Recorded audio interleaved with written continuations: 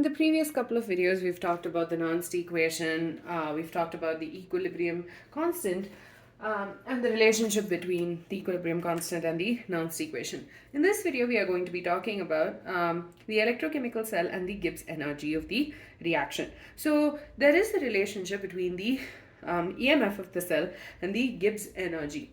And basically, the electrical work in 1 second that is done is equal to the electrical potential into the total charge that is passed through it. So the Gibbs free energy for a electrochemical cell would be, for a reaction, would be equal to the maximum amount of work that that particular reaction can perform. So essentially what I'm saying is delta G will be equal to the maximum work done. Okay, so that's the delta G, that's the Gibbs energy or the Gibbs energy change. Yeah, I know, thermodynamics, very, yeah, I have started those videos, but I never got around to finishing them. Let me know if you want me to continue working on those.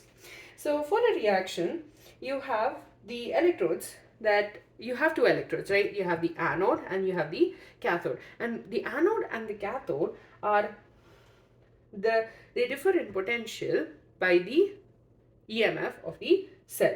So when you have the work done, so the work done would be the amount of charge, that is NF, that is pushed through the whole circuit by the potential, that is the E cell. So the amount of charge pushed through the whole thing by the potential of the EMF of the cell. So the maximum work can be given as, you know where I'm getting at, is equal to NF E cell. So delta G equals to maximum work, and the maximum work for an electrochemical cell is equal to NF E cell. So the change in Gibbs energy is equal to minus NF E cell. Now you might be wondering, why is it a minus? The reason I say it's a minus is because work is a negative as per convention, because the work is done on the surroundings by the cell. So it is done on the surroundings, so it has a negative sign. Okay, so that's it. You have the relationship between the electrochemical cell and the Gibbs energy change of the reaction. So delta G, that is the Gibbs change in the Gibbs energy, is equal to minus NF E cell. So the NF is the amount of charge that is moved through the cell based on the potential, that is the E cell. And also remember that the Gibbs energy change is nothing but the maximum work which is being obtained from the reaction. So when you have, now let's talk about delta G and E cell. Now delta E cell is a E cell is basically an intensive property. So in thermodynamics, there are two types of properties, intensive and extensive. Intensive properties depend on the type of the matter. They don't depend on the quantity. So for example, you have temperature.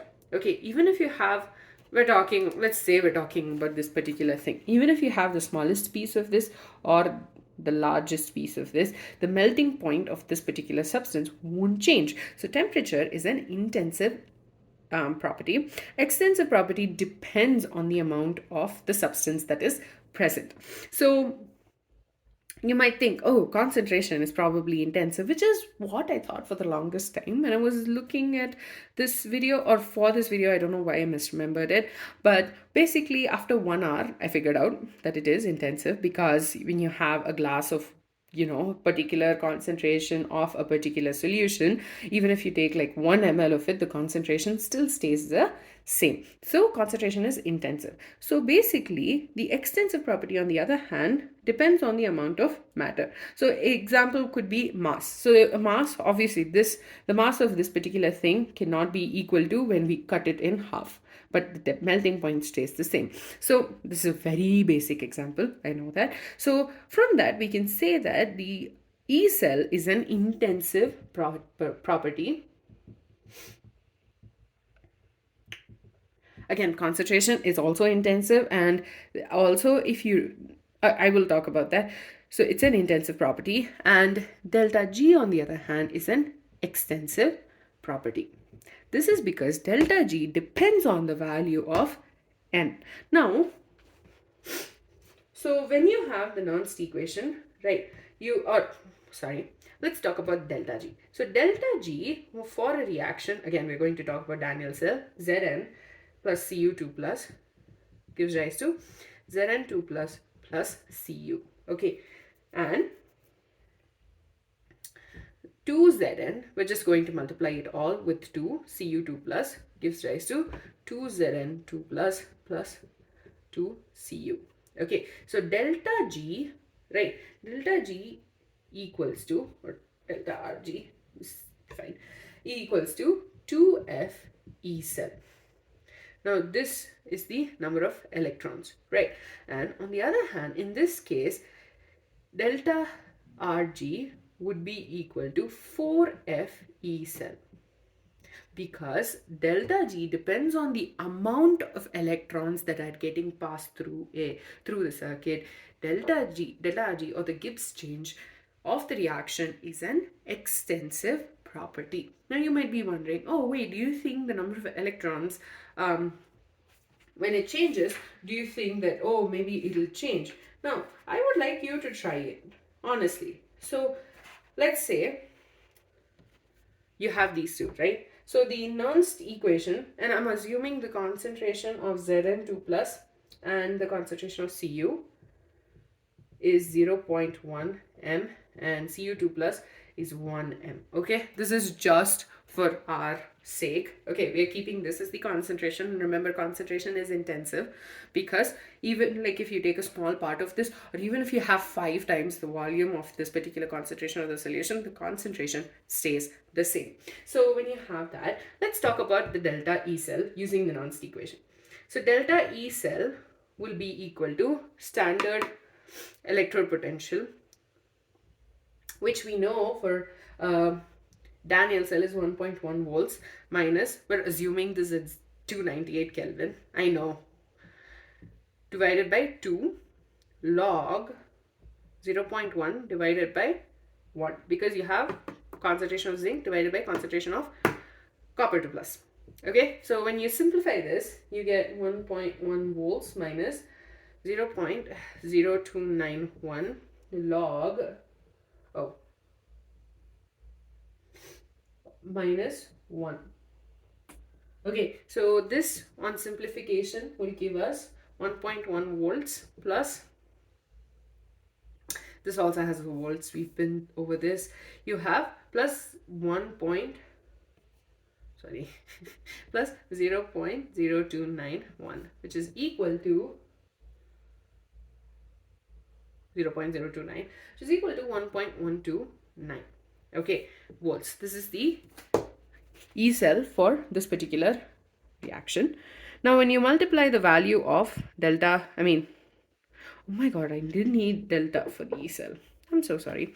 So E cell will be equal to you have 1.1 volts, it stays the same, minus 0.0591 divided by 2. No, here it will be divided by 4 log 0.1 to the power 2 divided by 1 to the power 2. 1 to the power 2 stays, like you can just eliminate it. Log 0.1 square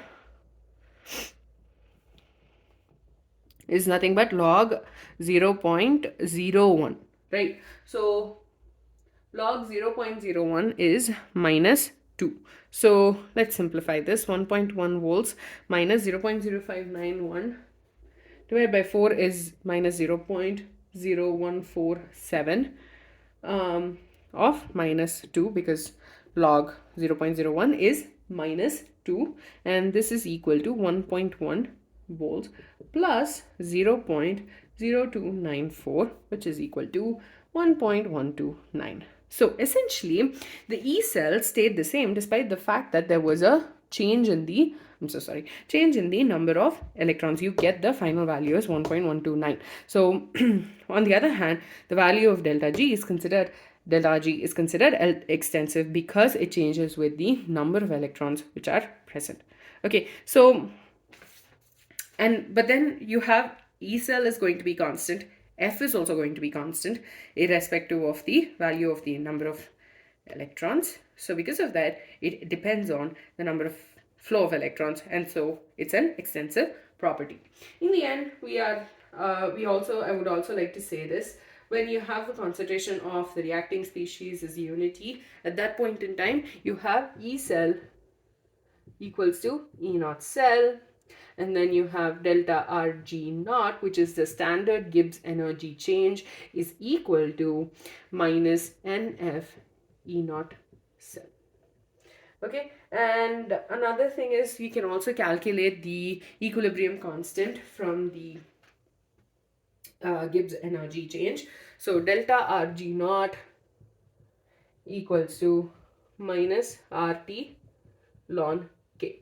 And remember, you need to know these equations, like you need to know the basic Nernst equation, you need to know the relationship between the E naught cell and the equilibrium constant, and also these two as well. With that, we're done with the Nernst equation. In the next video, I think we're going to be talking about like the in-text problems, and definitely check them out.